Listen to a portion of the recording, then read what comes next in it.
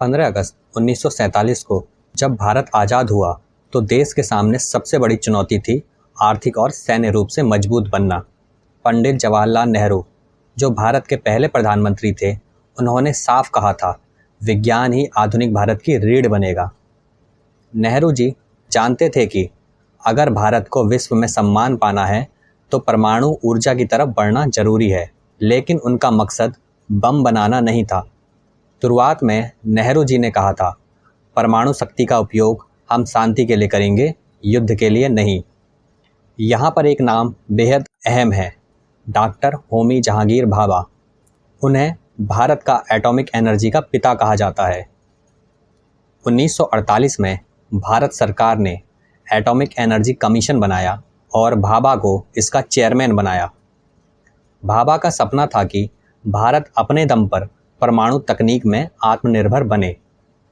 1950 और 1960 के दशक में भारत ने परमाणु ऊर्जा के लिए कई संस्थान बनाए। ट्रॉम्बे में BARC Bhabha atomic research centre, Tarapur और राणा प्रताप सागर में न्यूक्लियर रिएक्टर और कई विश्वविद्यालयों में न्यूक्लियर साइंस की पढ़ाई शुरू हुई। भारत ने शुरू में कई देशों से परमाणु तकनीक सीखी। अमेरिका से एटम्स फॉर पीस प्रोग्राम 1954 के तहत मदद मिली। कनाडा ने भारत को कैंडू रिएक्टर बनाने में मदद दी। सोवियत संघ ने भारत को तकनीकी और वैज्ञानिक सहायता दी। साल था 1962। भारत और चीन के बीच हुआ युद्ध इतिहास का वो काला अध्याय है जिसने पूरे देश को हिलाकर रख दिया। भारत, जिसने पंचशील और शांति की बातें की थी, अचानक युद्ध में भारी हार झेल बैठा। भारत के प्रधानमंत्री पंडित नेहरू टूट चुके थे। उन्होंने माना कि भारत सैन्य रूप से कमज़ोर है। इस हार ने यह स्पष्ट कर दिया कि केवल पारंपरिक हथियारों से बड़े दुश्मन को रोकना नामुमकिन है। फिर आया 1964। चीन ने लोपनोर टेस्ट साइट पर अपना पहला परमाणु बम परीक्षण किया। इस घटना ने भारत की सुरक्षा चिंताओं को आसमान पर पहुंचा दिया। इसी समय डॉक्टर होमी भाभा ने कहा था, भारत के पास तकनीक है और अगर हमें ज़रूरत पड़ी तो हम 18 महीने में परमाणु हथियार बना सकते हैं। लेकिन कहानी यहीं ख़त्म नहीं हुई। भारत का दूसरा पड़ोसी पाकिस्तान भी परमाणु महत्वाकांक्षाओं में भर चुका था।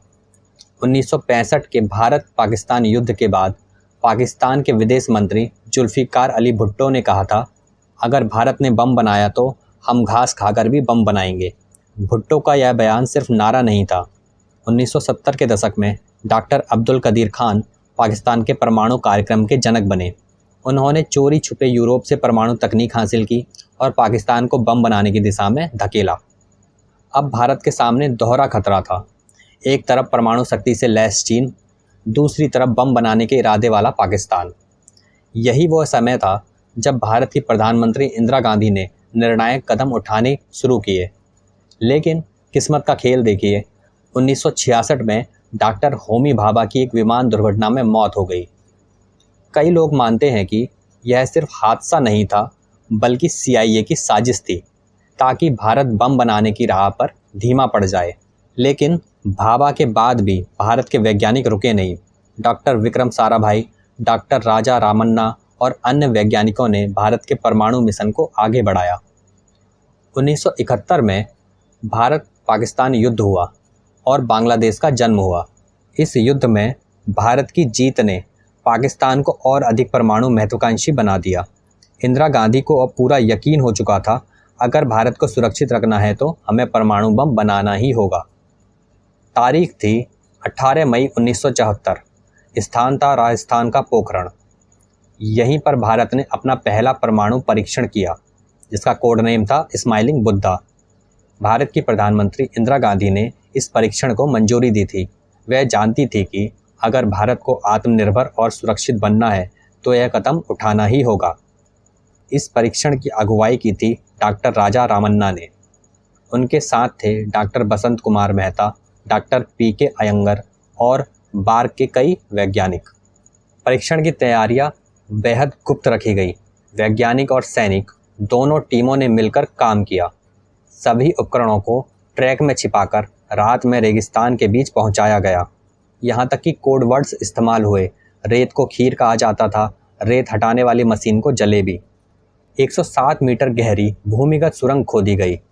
वहीं पर एक प्लूटोनियम आधारित डिवाइस को रखा गया। यह एक फिशन बम था जिसकी ताकत लगभग 8 किलो टन टीएनटी के बराबर थी। और फिर 18 मई 1974 को सुबह 8:05 पर भारत ने इतिहास रच दिया। पोखरण की रेत से उठी हल्की धूल की परत ने दुनिया को चौंका दिया। भारत सरकार ने इसे नाम दिया स्माइलिंग बुद्धा, क्योंकि यह परीक्षण बुद्ध पूर्णिमा के दिन किया गया था। लेकिन दुनिया हैरान रह गई। अमेरिका, सोवियत संघ और पश्चिमी देशों ने भारत की आलोचना की। कनाडा और अमेरिका ने परमाणु तकनीक पर भारत से सहयोग बंद कर दिया। सबसे बड़ा असर यह हुआ कि दुनिया के विकसित देशों ने मिलकर एनएसजी न्यूक्लियर सप्लायर ग्रुप बनाया। इसका मकसद था कोई भी नया देश आसानी से परमाणु तकनीक हासिल ना कर पाए। लेकिन भारत के लिए यह गर्व का दिन था। वैज्ञानिकों को हीरो बना दिया गया। भारत ने दिखा दिया कि हम किसी से पीछे नहीं हैं और अगर ज़रूरत पड़ी तो हम अपने दम पर बम बना सकते हैं। हालांकि इस परीक्षण के बाद भारत पर कड़े अंतर्राष्ट्रीय प्रतिबंध लगा दिए गए। परमाणु ईंधन की सप्लाई रोक दी गई, टेक्नोलॉजी ट्रांसफ़र बंद हो गया, भारत को न्यूक्लियर आइसोलेशन में डाल दिया गया। लेकिन इंदिरा गांधी ने हार नहीं मानी। उन्होंने वैज्ञानिकों से कहा, अब हमें अपने दम पर कुछ करना होगा। भारत ने स्वदेशी परमाणु मिशन की नींव डाली। BARC, Bhabha atomic research centre और TIFR, Tata institute of fundamental research के वैज्ञानिकों ने बिना किसी विदेशी मदद के प्रयोग जारी रखे। यूरेनियम, प्लूटोनियम उत्पादन और मिसाइल तकनीक पर गुप्त काम चलता रहा। इसी दौर में भारत ने मिसाइल कार्यक्रम भी शुरू किया। डॉक्टर APJ अब्दुल कलाम ने integrated guided missile development programme IGMDP launch किया। इसके तहत बनी पृथ्वी, अग्नि और नाग जैसी मिसाइलें। यानी भारत ने बम बनाने के साथ साथ उसे दुश्मन तक पहुंचाने की ताकत भी हासिल करनी शुरू कर दी। लेकिन हर प्रधानमंत्री इस मिशन को आगे नहीं बढ़ा पाए।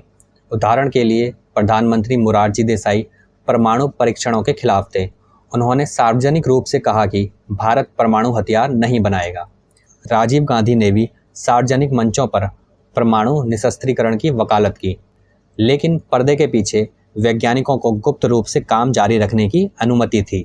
1974 से 1990 के बीच भारत ने गुप्त रूप से कई छोटे प्रयोग किए। हालांकि यह पूर्ण परमाणु विस्फोट नहीं थे, लेकिन इनसे बम की डिज़ाइन और तकनीक को बेहतर किया गया।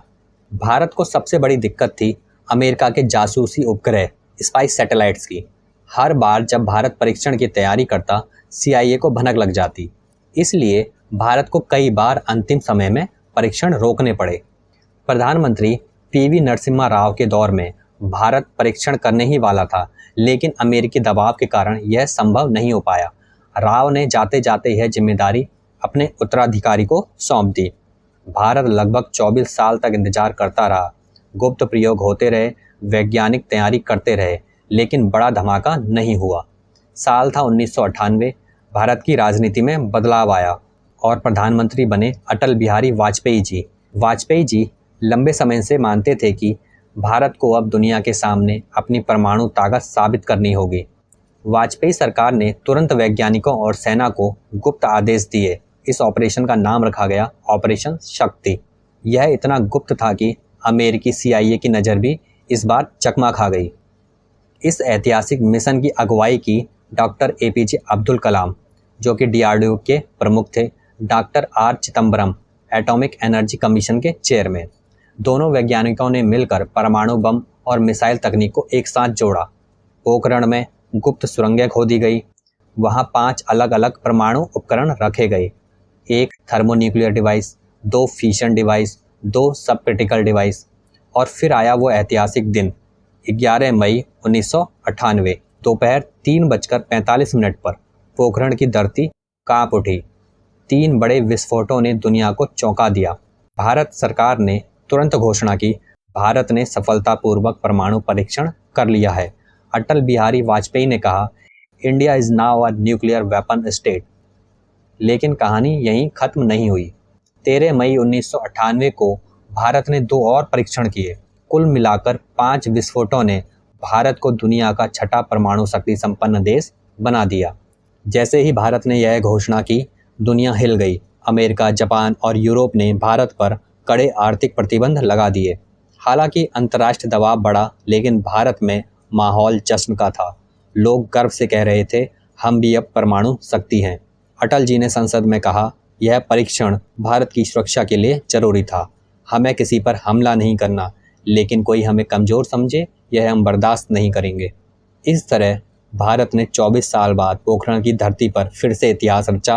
पोखरण 1 ने दुनिया को चौंकाया था, लेकिन पोखरण 2 ने दुनिया को यकीन दिला दिया कि भारत अब पीछे नहीं हटेगा।